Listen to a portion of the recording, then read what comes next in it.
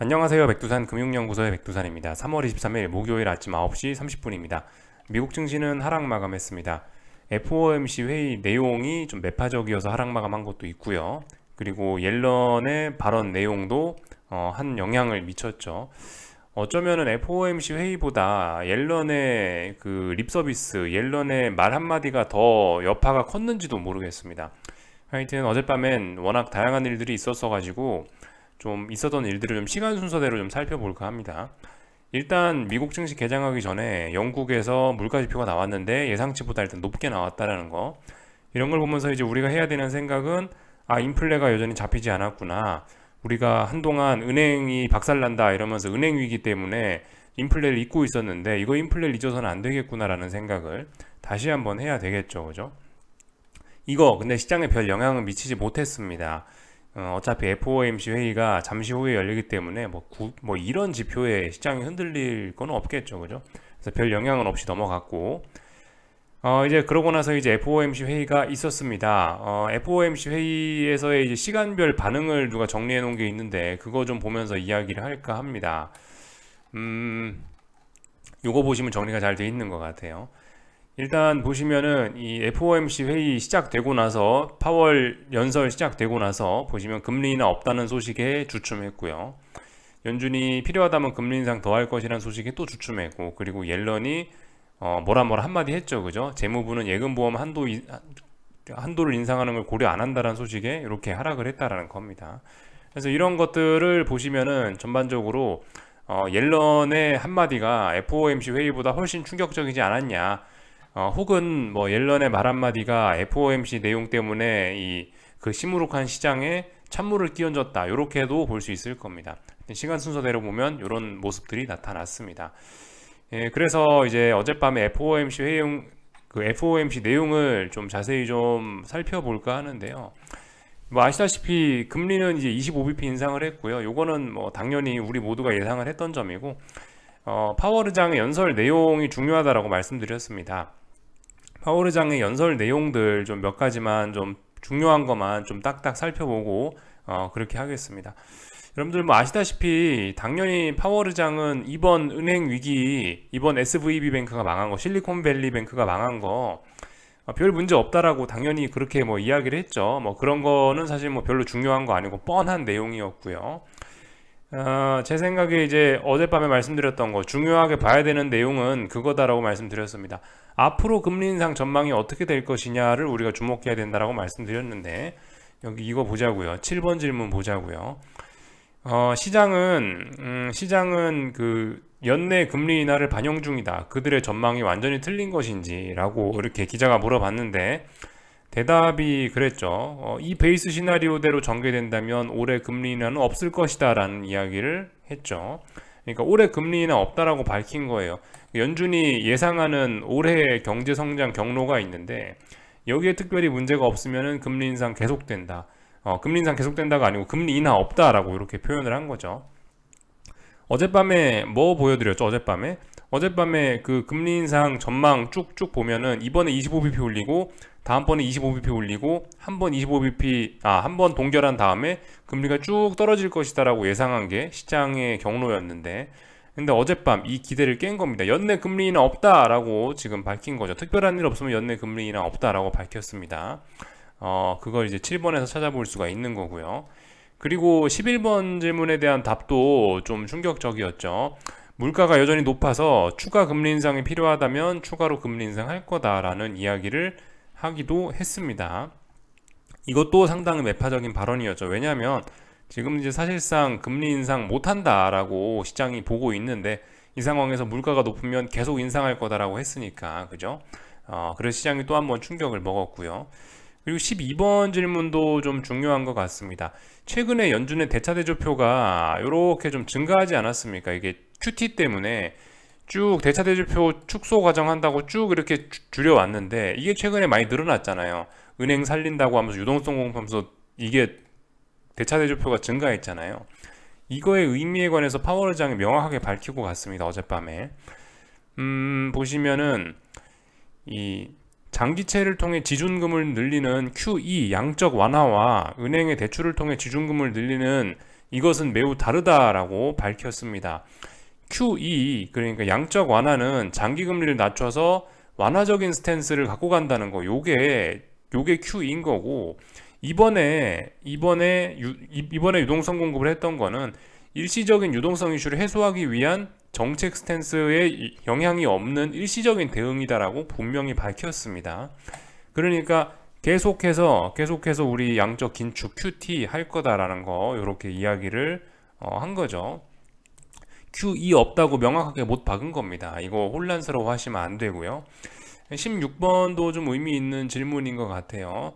여기 보시면은 뭐 결과적으로 우리가 가장 중요시하는 건 인플레이션 목표치를 낮추는 거다. 장기적으로 이 편이 모두에게 이롭다라고 하고 있죠. 다시 한번 금리 인상 의지, 다시 한번 인플레의 중요성에 대해서 한마디 한 겁니다. 그리고 19번 질문 뭐 이런 거, 금리 인하 뭐 이런 거 없다. 금리 인하는 우리 베이스 시나리오에 없다. QT 중단도 논의하지 않았다라고 이렇게 못을 박았습니다. 그래서 지금 이제 제가 생각하기에 중요하다라고 생각한 부분만 딱딱딱딱 여러분들과 봤는데 어떻습니까? 전반적으로 좀 상당히 좀 시장의 기대치와는 다르게 매파적이죠, 그죠? 시장의 기대치는 어땠습니까? 그죠? 말씀드렸다시피 올해 연내 금리 인하를 쭉 반영하고 있었단 말이죠. 어제 보여드렸던 그 그림. 근데 연내 금리 인하 없다라고 지금 못 박은 거기 때문에, 네. 또 그리고 그죠? 연내 금리 인하 없다고 했기 때문에 시장의 기대감이 너무 앞서갔던 거죠. 너무 앞서간 시장의 기대감. 결과적으로 지난번 증시가 뭐 이번 2주 가까이 올랐던 거, 이거 선반영이 된 그런 겁니다. 연내 금리 인하 기대감 이런 걸로 인해서 증시가 먼저 올랐는데 이게 결과적으로 선반영된 꼴이 돼서 증시는 일단 하락 마감을 한 거죠. 이런 실망감에. 결과적으로 지난 몇 달간 계속 똑같습니다. 파월 의장은 생각 바뀐 거 없는데요. 시장 지네 혼자 야 금리 인상 속도가 늦춰질 거야 이러면서 주식이 막 오르고 기대감 때문에 기대감이 또 너무 과해져갖고 지 혼자 실망해갖고 증시가 막 떨어지고 지 혼자 또 기대해서 막 오르고 이번에도 결과적으로 이 지난번과 비슷하게 뭐라고 할까요? 좀 지 혼자 기대가 너무 앞서갔던 거죠. 그래서 지 혼자 뒤통수를 맞았다. 이렇게 보실 수도 있을 것 같아요. 그래서 FOMC 회의 당일날은 보통 지금까지 지난 1년간 아무리 시장이 자빠지고 해서도 하락 추세로 갔어도 FOMC 회의 당일날은 보통 이제 상승 마감하곤 했는데 오래간만에 FOMC 당일날에 급락을 했던 것 같습니다. 이게 어떤 의미가 있을지 아직은 모르겠지만 일단 독특하긴 독특했습니다. 그래서 시장 참가자들이 뒤통수를 맞으면서 FOMC 회의 당일날 시장이 급락하는 좀 독특한 사례를 목격하긴 했다라는 거 우리가 볼 수 있을 거고 시장의 반응이 됐다는 거 우리가 생각할 수 있고 지금 어쨌든 파월 의장은 계속해서 그걸 강조한 겁니다. 인플레와의 싸움을 계속해서 강조를 한 거고요. 지금 계속해서 매파적인 이야기를 하는 이유가 계속 말씀드리지만 인플레와의 싸움이 시장 참가자들의 기대감을 낮추는 게 중요하다라고 지난번에 계속 말씀드리고 있죠. 작년부터 파월 의장이 강조했던 부분이에요. 기대 인플레가 높아지면 인플레가 따라 높아지기 때문에 이 기대 인플레를 잡는 게 중요하다. 기대 인플레 이거 두 글자로 짧게 말하면 심리입니다. 심리. 사람들의 심리를 좀 억누르는 게 필요하다라고 봤는데 그러니까 이런 점에 이런 원칙의 기초에서 계속해서 파월 의장은 이 기대 인플레를 높이지 않기 위해서 계속해서 인플레와의 싸움을 강조하고 FOMC 회의 나와서 계속 좀 찬물을 끼얹는 이런 모습들을 좀 보여주고 있습니다. 그 와중에 계속해서 시장은 눈치 없이 야 이쯤이면 이제 주식 오르지 않을까? 이쯤이면 주식 오르지 않을까? 이러면서 계속 이제 기대감을 높이고 있고요. 그래서 계속 이 파월 의장의 생각과 이 시장의 생각, 이 괴리감 이거 때문에 지금 시장이 지금 이제 계속 들썩들썩하고 있다. 이렇게도 볼 수 있겠죠. 이런 점들을 볼 수가 있겠고, 하여튼 인플레가 중요하다라는 거, 인플레와의 싸움 우리가 잊어서는 안 되겠다라는 거 계속해서 말씀드리고 있습니다. 하여튼 파월 의장은 25bp 인상하고 뭐 이런저런 이야기를 하면서 결과적으로 아직까지 이번 SVB가 망한 거는 그 은행 자체의 문제지 우리 금융 시스템, 우리 은행 시스템 자체에는 문제가 없다라고 강조를 하고 있습니다. 아무튼 경제에는 아직까지 문제가 없다라고 자신감 있게 이야기를 하긴 했습니다. 뭐 그런 것 때문에 대폭락은 면했을지도 모르겠어요. 말씀드렸다시피 지금 상황은 경제에 대한 자신감을 보이는 게 그래도 중요하다고요. 그죠? 시장이 버티려면 여기서 동결하거나 금리 인하했으면 난리 났을 겁니다. 근데 아무튼 그래도 어떤 그 경제에 대한 자신감을 잘 파월 의장이 계속해서 어필을 했기 때문에 시장이 이 정도에서 마감하지 않았나 라는 생각이 듭니다. FOMC 회의 내용은 뭐 요 정도로 보면은 될 것 같고요.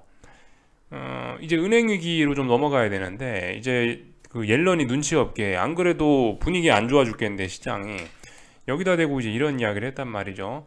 블랭킷 인슈어런스가 논의된 적이 없다라고 하면서 옐런이 시장에 또 찬물을 여기서 확 끼얹은 거죠. 여기서 우리 생각해 봐야 되는 거, 조금 전에 파월 의장이 그 FOMC 회의 인터뷰에서 이런 이야기도 하긴 했습니다. 이번 은행 파산 이슈가 아직은 어찌 될지 모른다, 우리 또 지켜봐야 된다라고 했거든요. 그래서 약간 좀 불확실성, 은행 위기가 완전히 끝났다라고 한 게 아니죠, 파월 의장도. 근데 이제 그런 상황에서 이제 옐런이 이런 이야기까지 하니까 상당히 좀 시장이 좀 충격을 먹은 모양인데요.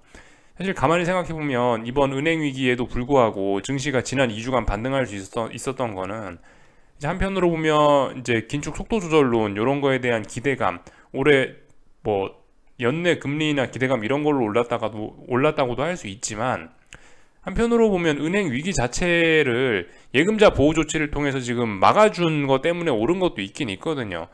어차피 예금자 돈을 전액 보전을 해준다고 하면은 은행이 망해도 나하고는 상관없는 거 아니냐? 뭐 약간 이런 인식이 좀 깔려 있긴 했어요. 사실 그래서 이 예금자 보호 조치는 상당히 어떤 좀 파급력이 큰 그런 조치라고 보고 있었는데요. 그래서 어제 같은 경우는 뭐 사실상 그 예금자 모두를 구제해준다, 예금액 모두를 구제해준다라는 그런 이야기 나오면서 시장이 많이 오르기도 했는데, 이거를 그러니까 지금 이런 조치를 아예 아니라고 옐런이 확 뒤집어 버리니까 시장은 그에 대한 실망감이 사실 상당히 컸던 것 같습니다. 이렇게 된다면은 지금 은행 위기 사실 다시 시작이 될 수도 있거든요. 뭐 물론 은행 위기가 끝난 적이 없기 때문에 다시 시작된다는 표현이 아니죠, 그죠? 은행 위기가 잠시 좀 소강 상태였는데, 그죠? 다시 불붙을 수도 있는 뭐 그런 상황이 될 수 있다라고 생각을 해야 되겠습니다. 그래서 좀 우리가 좀 굉장히 좀 주의를 해야 되겠고요.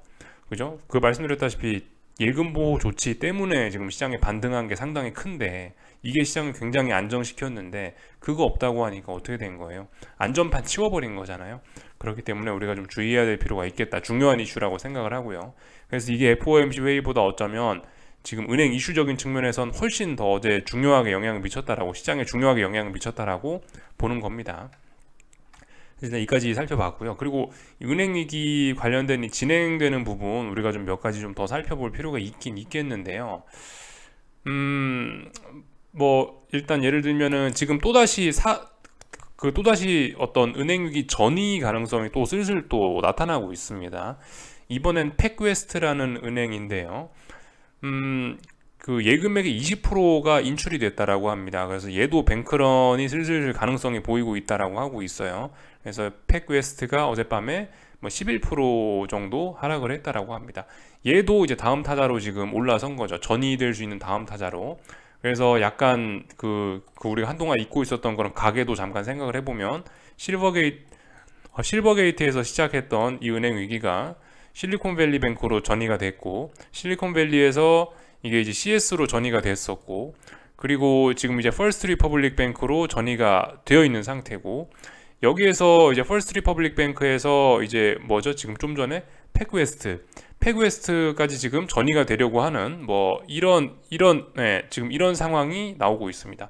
보시다시피 위기가 계속 전이가 되려고 하고 있습니다. 물론 이 와중에 또 하나의 타자는 HSBC도 있죠. HSBC도 여기 하나의 후보로 올려놔야 됩니다. HSBC는 AT1 채권 관련해 갖고 문제가 생길 수 있다, 지금 이런 이야기가 나왔다가 요즘은 쏙 들어갔죠. 이 정도 생각하시면 되겠어요. 그래서 이렇게 지금 가계도가 그려지고 있다.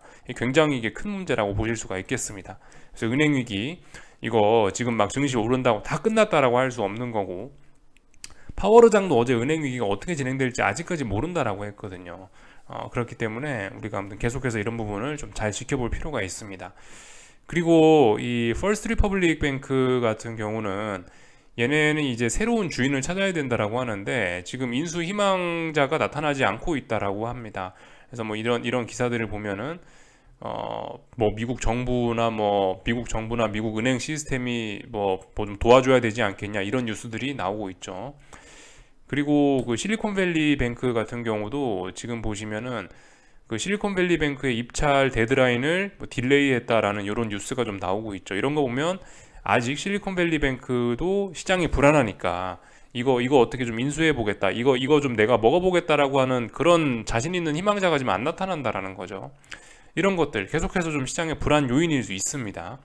CS 같은 경우는 다행히 이제 미국이 스위스 정부에다 아마 난리를 부렸겠죠. 그죠? 니네 빨리 이거 사고 친 거 해결해라.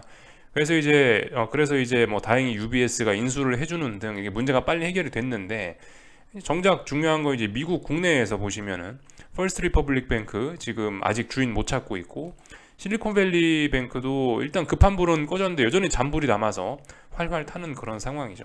이런 것들 빨리 불확실성 해소해야 되는데 아직까지 불확실성 해소가 되지 않고 있다는 점, 은행 시스템의 불안한 점이기도 합니다.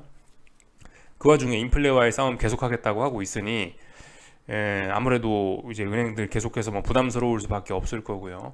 또 그리고 계속해서 뭐 예금 인출 이런 것도 일어나고 있고 이러다 보니까 그 말씀드렸던 그 은행권의 신뢰 문제, 이거 계속해서 좀 우리가 지금 그죠, 그 문제가 계속해서 지금 그 지속이 되고 있는 그런 상황인 거죠. 이 정도로 볼 수가 있을 거고요. 그 참고로 요것도 좀 우리가 볼만 하겠다고요. 이것도 좀 우리가 알고 넘어가면 좋을 것 같긴 해요. 사실 그 이제 예금을 자꾸 뭐 보호해 준다라고 하는데 FDIC의 기금 총동원에도 전체 예금액 0.9%밖에 안 된다라고 합니다. 이거 그죠, 옐런이 어젯밤에 예금 전액 보전 이런 거 이야기할 수 없다라고 한 게 이래서 그런 걸지도 몰라요. 그죠?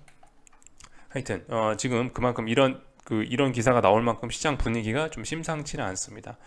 그러니까 애초에 아무리 미국이라 하더라도 예금을 다 보호해 주는 게 원칙적으로도 좀 맞지 않는 것 같기도 하고, 또 그리고 현실적으로도 좀 어려운 점이 좀 있을 것 같기도 하고, 뭐 그런 상황입니다. 그래서 뭐 어쨌든 전반적으로 이런저런 이야기들을 쭉 드렸는데요. 이래저래 진퇴양난이다라는 겁니다. 금리 올리는 그러니까 통화정책 측면에서 금리를 올리면 금리 올리는 것도 문제, 그죠? 여기서 그렇다고 금리 내리면 내리는 것도 문제입니다. 금리 내리면 이거 무슨 위기가 있어서 은행 망해가는데 이거 은행 위기가 심각해서 금리 내리는구나라고 인식된다고요. 금리 올리면 은행들 계속 줄줄줄 망하고 사람들 힘들어하고, 그죠? 이도저도 못해요. 이도저도 못하는 상황이고, 은행 위기 이것도 그렇습니다. 은행 살려줄 수도 없어요. 그렇다고 죽여버릴 수도 없고, 이도저도 못하고 있습니다. 그래서 그냥 뭐 옐런이고 뭐 파월이고 간에 지금 뭐 어떤 정책적으로 뭐를 막 할 수 있는 뭐 그런 상황이 아니죠. 뭔가 위기가 터지지 않기를 기도하면서 그냥 뭐 시간을 보내는 수밖에 없는 그런 상황입니다. 사실 그래서 좀 생각을 해보면은, 논리적으로만 생각을 해보면은 사실 이게 그 증시 하방을 보는 게 좀 맞긴 맞는데요. 근데 이게 참 안타까운 게, 투자라는 게 이게 항상 논리대로만 진행이 되는 건 아니고 이게 굉장히 감정적인 부분이다 보니까 이 비논리 그리고 감성 이런 것도 좀 많이 좀 있다 보니까, 투자의 많은 부분이, 그래서 이게 그죠, 그래서 시장이 지금 계속해서 탐욕을 부리면서 좀 올라가려고 하고 있는데, 이런 점이 참 우리 투자자 입장에선 참 골 때리는 점이라고 할 수가 있겠습니다. 논리적으로 보면 지금 주식시장이 올라가기가 좀 껄끄러운 상황이거든요. 근데 하여튼 이 투자자들의 탐욕 뭐 이런 것들이 계속해서 시장을 끌어올리고 있으니 아래쪽으로 베팅한 사람도 떨떠름하고, 그렇다고 위쪽으로 베팅한 사람들은 어쨌든 이런 악재가 있으니까 시장이 시원하게 오르지도 못하니까 이도저도 아니고, 시장 참가자들도 답답하고, 뭐 이런 상황이 계속해서 좀 이어지고 있습니다. 하여튼 논리적으로 생각을 해보면 이런 악재들 때문에 아래쪽으로 보는 게 맞지 않나, 그게 합리적인 관점이 아닌가 싶은데 답답하죠. 그죠? 그래서 우리 뭐 해야 된다? 계속해서 즐거운 시간 보내야 된다. 결과적으로 이런 결론에 도달을 하게 됩니다. 전반적인 이야기들 쭉 드려봤고요. 이제 기술적인 이야기 하기 전에 좀 몇 가지 좀 다른 좀 재미있는 지표들 좀 확인 좀 하고 같이 보고 좀 넘어갈게요.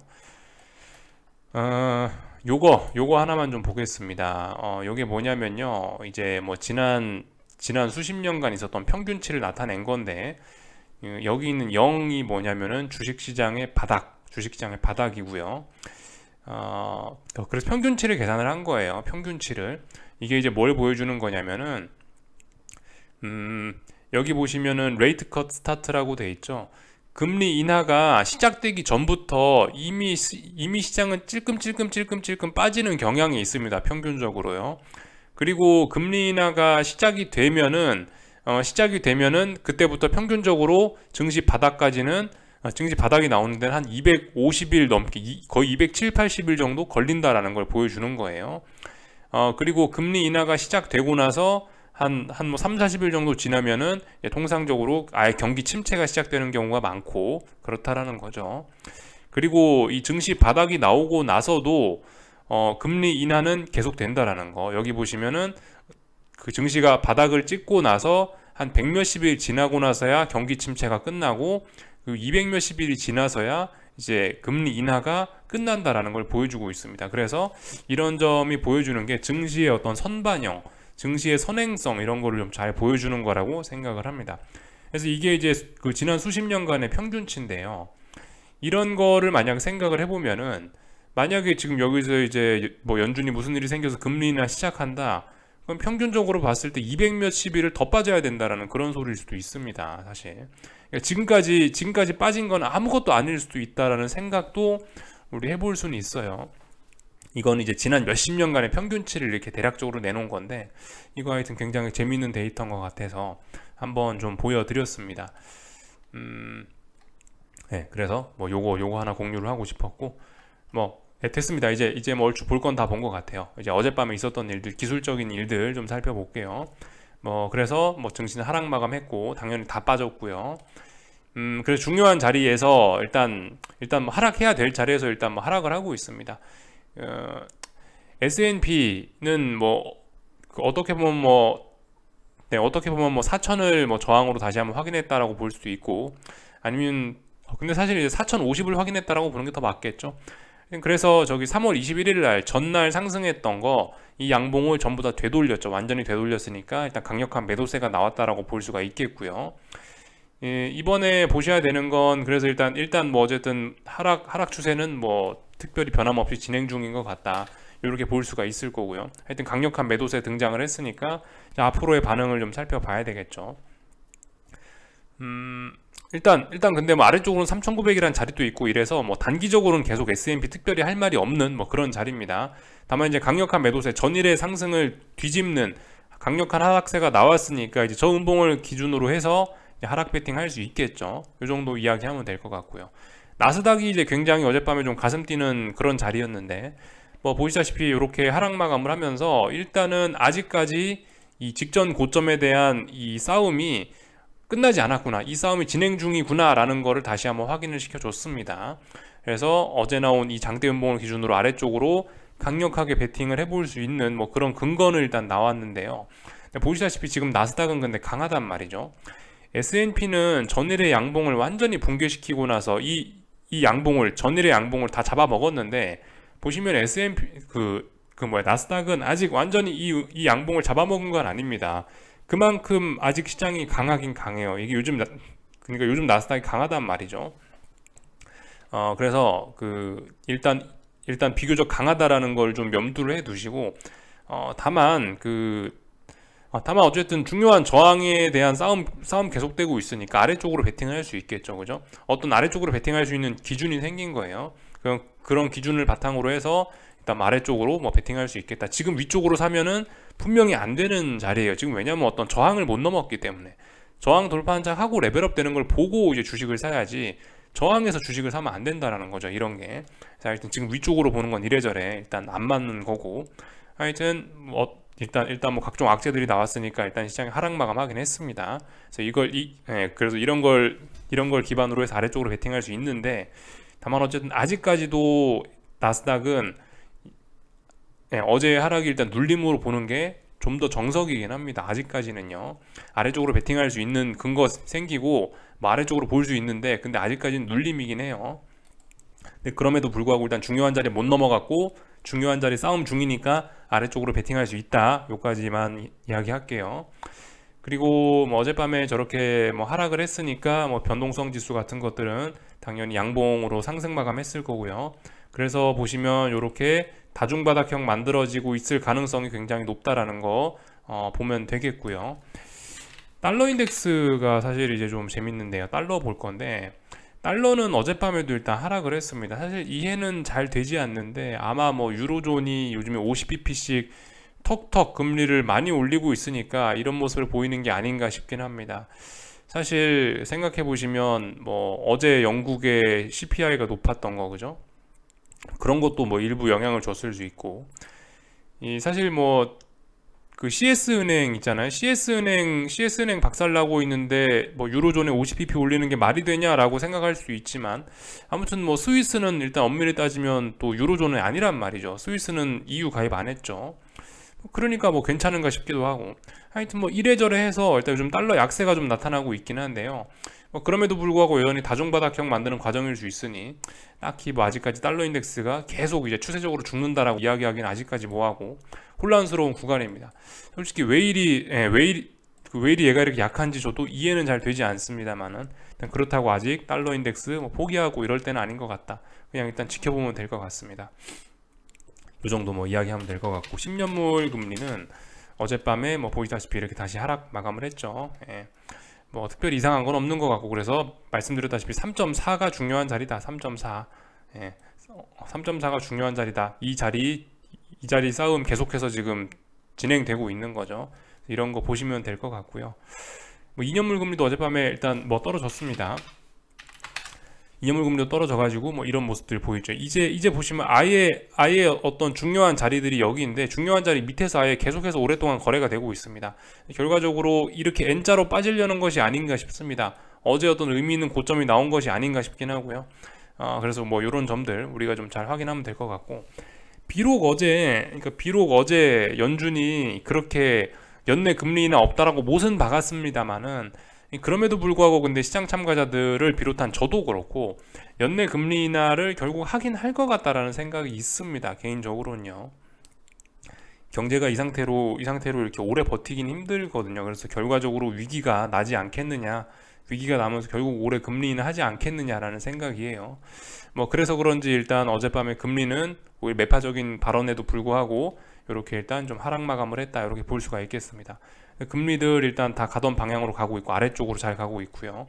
말씀드렸다시피 2년물 국채금리 말씀드렸다시피 얘는 이미 추세 전환된 거라고요. 중요한 라인 붕괴시키고 했기 때문에, 물론 이제 여기서 고점이 높아지긴 했었지만, 이거는 사실상 지난번에 말씀드렸던 것처럼 이 구간은 오버슈팅인 거죠. 더욱 세차게 죽기 위한 오버슈팅으로 인정이 된 겁니다. 이 부분은요. 그래서 뭐 딱히 할 말 없고, 이번에 어딘가에서 이제 고점이 낮아지기만 한다면 이제 완벽한 하락 추세로 전환될 수 있습니다. 아직 어제 만든 이 고점이 진정한 의미 있는 고점인가는 아직까지 우리가 알 수 없습니다. 조금 더 지켜볼 필요는 있고요. 하여튼 그래서 뭐 금리들 하락하고 뭐 은행주들도 하락하고 뭐 이렇게 됐다, 뭐 보실 수가 있겠습니다. 이렇게 해석하는 게 더 맞을 수 있을지도 몰라요. 어제 그 옐런의 그런 발언 때문에 예금자 전액 보호 뭐 그런 거 없다라는 뭐 그런 조치 때문에 안전자산 선호가 일부 뭐 나타났을지도 모른다. 채권은 뭐 그렇게도 볼 수 있을 것 같죠, 그죠? 그래서 보시면 은행주들 뭐 새빨갛게 급락했잖아요. 어제 이 그 하락률들을 보시면 IT 빅테크가 빠진 것보다 은행주들이 훨씬 심각하게 타격을 받았다고요. 여기 보시면요. 대형 은행주가 2.5, 3% 막 이렇게 빠졌고, 중소형 은행주들이 막 7% 막 이렇게 막 빠지고 했으니까, 그죠? 네. 은행주들이 좀 타격을 받으면서 금리 떨어지고 다시 좀 위기로 가는 것이 아니냐, 다시 은행 위기의 시작이 되는 것이 아니냐, 뭐 지금 그런 관점으로도 이야기할 수 있습니다. 어젯밤 하락은 그러니까 이렇게도 생각할 수 있겠죠, 그죠? 그 연준의 긴축적인 것과 긴축적인 매파적인 불안감과 또 그 은행 위기가 좀 약간 짬뽕됐다, 둘이 섞였다, 뭐 이렇게 생각할 수 있을 것 같습니다. 그래서 뭐 미국 증시 이야기 좀 쭉 해봤고요. 그래서 보시다시피 이런 은행들, 그 여전히 이런 중소형 은행들 굉장히 좀 불안해 보인다. 뭐 페그웨스트니 뭐니 이런 친구들, 이런 친구들 보시면 계속해서 주가가 이게 바닥을 잡는 게 아니다. 추가로 지금 더 빠지려고 하고 있다. 은행주 얘네 만약 여기서 하락엔자로 빠지면 어떻게 되겠냐. 우리 한번 머리를 굴려볼 필요가 있겠죠, 그죠? 여기 이런 데서 하락엔자로 빠지면 큰일 난다.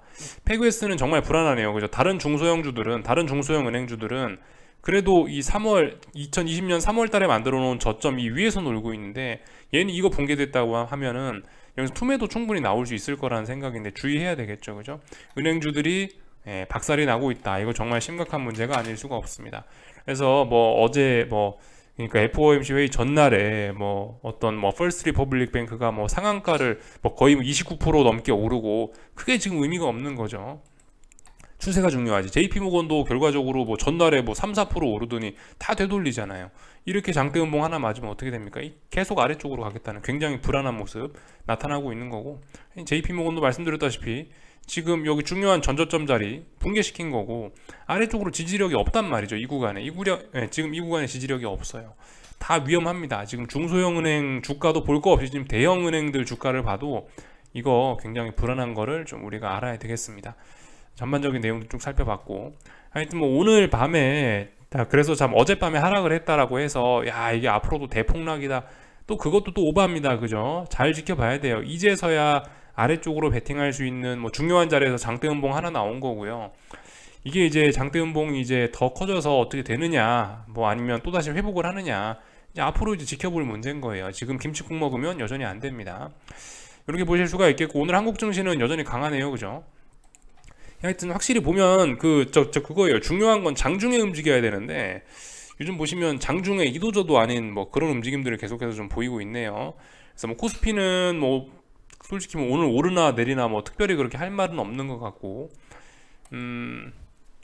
네, 뭐 그래서 뭐 한국 증시는 뭐 특별히 할 말이 없네요. 이 코스닥은 오늘 이렇게 양봉으로 이렇게 마감하잖아요. 그러면 아래쪽으로 베팅하신 거 이런 것들 놔줘야 됩니다. 이거 이제 그 아래쪽으로 베팅한 거 그만해야 돼요. 오늘 장대 음봉이 여기서 뚝 떨어져야지 아래쪽으로 들고 갈 수 있는 거지. 이거 이렇게 양봉으로 이렇게 마감한다? 그럼 이건 아닙니다. 이건 그러면은 이건 오히려 FOMC나 은행 위기 이런 거를 눌림으로 활용하고 더 올라가는 그림이기 때문에 조심해야 됩니다. 지금 시장 상황 굉장히 지금 좀 이상하긴 이상한데 어쩔 수 없습니다. 받아들여야 돼요. 논리적으로 보면 긴축적이라 은행이 또 망할 것 같고 은행도 안 살려준다 하지 않냐, 빠져야 되는데 안 빠질 수도 있단 말이죠. 어쩔 수 없어요. 그게 비논리적일 수도 있기 때문에 거기에 개기면 안 되고, 일단 아래쪽으로 베팅하신 분들 오늘 중요합니다. 오늘 이게 음봉으로 마감 정도는 돼줘야 됩니다. 아니면 윗골이 길게 날리거나요. 그런 게 아니고 오늘 이렇게 상승으로 이렇게 양봉으로 길게 마감한다, 그렇게 되면 이거 코스닥 아래쪽으로 베팅하기는 좀 굉장히 곤란해질 수 있습니다. 이런 점들 확인하시면 되겠고요. 달러가 좀 중요하죠. 달러는 이제 92원 자리가 굉장히 중요한 자리인데요. 92원 붕괴만 안 시킨다면 계속해서 달러 매집 가능합니다. 생각 있으신 분들은 이런 자리에서 오늘 달러 지금 당장 뭐 더 살 수도 있을 것 같아요. 그렇지만 이제 하여튼 좀 주의해야겠죠. 이 92원 이런 자리가 붕괴가 되면 이거 위험하다라는 생각을 갖고 달러 들고 있던 거 다 갖다 버릴 준비는 하고, 그죠? 손절칠 준비는 하고, 아무튼 달러 오늘 같은 날 이런 자리에서 중요한 지지선 부근이니까 충분히 매수할 수 있습니다. 매수해 볼 수 있어요. 매집할 수 있어요.